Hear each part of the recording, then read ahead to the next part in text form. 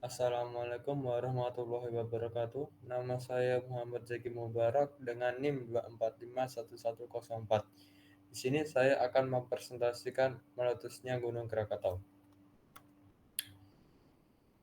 Di presentasi kali ini kita akan mempelajari 4 hal, yaitu pertama, histori daerah dan mengapa daerah tersebut berpotensi bencana.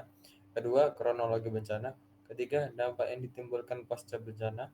Keempat, apa saja upaya pencegahan atau minimalisir korban.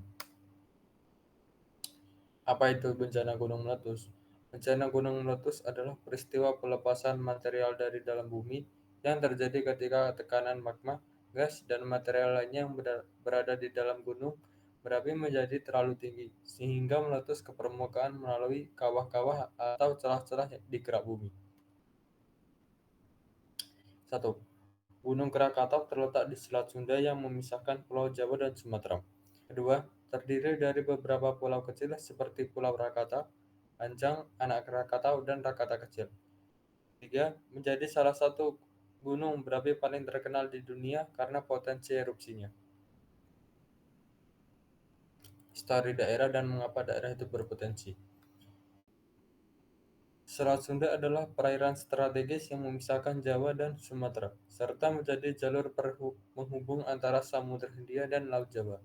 Sejak masa Sriwijaya hingga Kesultanan Banten, selat ini menjadi pusat perdagangan rempah-rempah yang menghubungkan Asia dengan dunia. Pada masa kolonial, Selat Sunda diperebutkan oleh bangsa Eropa, terutama Belanda, karena letaknya yang penting. Letusan Gunung Krakatau tahun 1883 menjadi peristiwa besar di kawasan ini, menyebabkan tsunami dahsyat dan dampak global. Dalam Perang Dunia Kedua, Selat Sunda menjadi lokasi pertempuran antara sekutu dan Jepang. Selat ini tetap vital bagi pelayaran dan perdagangan, sekaligus simbol interaksi budaya antara masyarakat Jawa dan Sumatera. Mengapa daerah tersebut rawan bencana? Yang pertama, zona cincin api Pacific Ring of Fire. Yang kedua, aktivitas gunung api. Yang ketiga, potensi tsunami. Yang keempat, wilayah pesisir yang padat penduduk. Yang kelima, lautan dangkal. Yang keenam, perubahan iklim dan peningkatan risiko. Kronologi bencana. Mei 1883, awal aktivitas vulkanik. Aktivitas gunung dimulai dengan erupsi kecil pada Mei 1883. Letusan pertama kali diamati dari pulau-pulau sekitar. Asap dan abu mulai keluar dari Gunung Krakatau. Tetapi aktivitas ini dianggap biasa dan tidak mengkhawatirkan. Juni 1883, peningkatan aktivitas. Aktivitas vulkanik meningkat secara bertahap. Letusan mulai terdengar hingga ke pantai barat Jawa dan Sumatera. Kolam abu vulkanik mencapai ketinggian lebih dari 10 km. Agustus 1883, puncak letusan 26 Agustus 1883. Letusan besar terjadi pada sore hari. Suara letusan terdengar hingga Pulau Sumatera dan Jawa. Awan dan debu vulkanik membumbung hingga 25 km ke atmosfer. Gelombang tsunami mulai tercatat di pesisir Selat Sunda. 27 Agustus 1883. 1. Pukul setengah 6 WIB, Krakatau mengalami letusan yang lebih besar, menghasilkan suara ledakan dahsyat.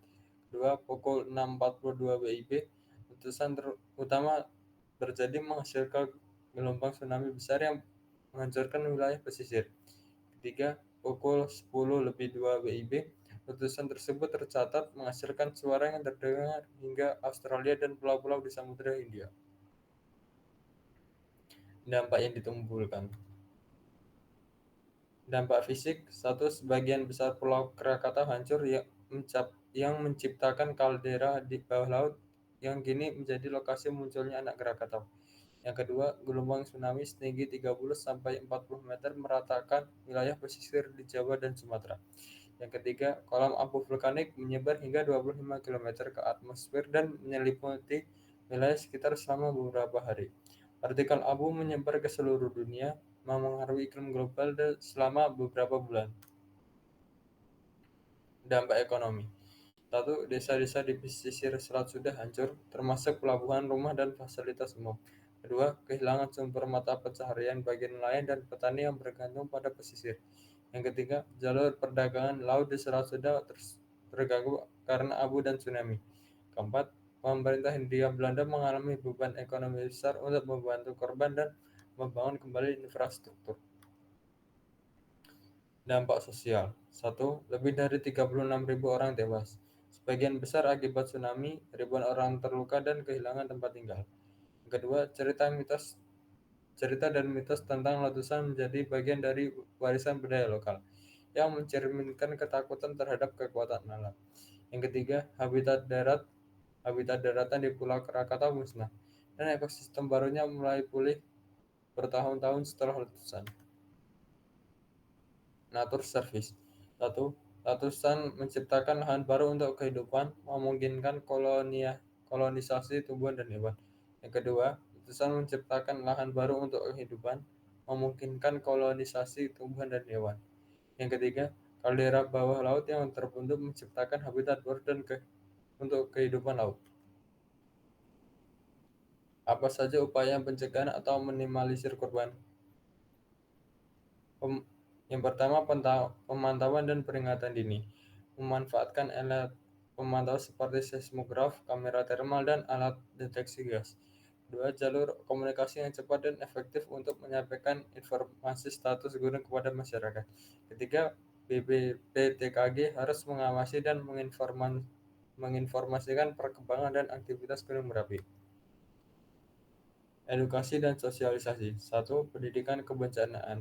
Mengadakan pelatihan dan simulasi evakuasi secara rutin bagi masyarakat sekitar. Yang kedua, penyebaran informasi. Gunakan berbagai media termasuk internet dan media sosial untuk menyebarkan panduan tindakan saat letusan terjadi. Infrastruktur evakuasi. Satu, pastikan jalur evakuasi terawat dan mudah diakses. Yang kedua, siapkan tempat pengungsian yang layak, lengkap dengan kebutuhan dasar seperti makanan, air bersih, dan layanan kesehatan. Peningkatan respon bencana. Yang pertama, tingkatkan koordinasi antar pemerintah, lembaga kebencanaan, TNI, Polri, dan organisasi masyarakat. Yang kedua, latih dan siapkan tim relawan untuk menangani situasi darurat. Sekian dari presentasi. Maaf jika ada kekurangan. Wassalamualaikum warahmatullahi wabarakatuh.